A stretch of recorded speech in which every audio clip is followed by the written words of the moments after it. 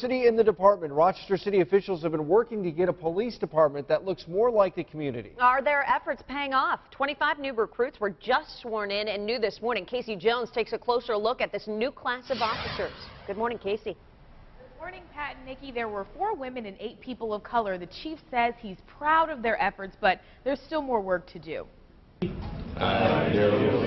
Do solemnly swear. Do solemnly swear. 25 men and women starting a 7-month journey To the Rochester Police to become one of Rochester's finest. 24-year-old Kelly Mackin is one of them. It might be easier for a woman to open up to a woman instead of a woman opening up to a man. Mackin is adding diversity to the Rochester Police Department, something Chief Simonelli and his team have been working on since he was appointed. Right now, the department has 690 men and 167 women on the force. 84% of those officers are white, 12% black, 2% Asian, 1% Indian, and 1% unknown. Good cops come in all colors.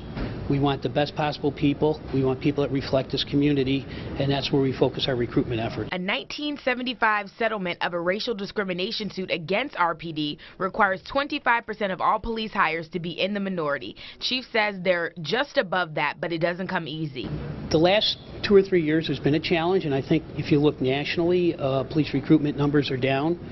We have a few less people taking the test than we've had, say, 4 or 5 years ago, and I think that may be part of the effect of what's going on and, at the national level as well as in our community. But new recruits like Mackin want to change the perception. The process was long, but it was just to help everybody in the community make a difference.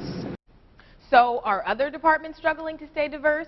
I dug deeper into the numbers. Let's take a look. In Syracuse, 89.5% of officers are white and about 10.5% of officers are in the minority. And in Buffalo, it's a bit more diverse.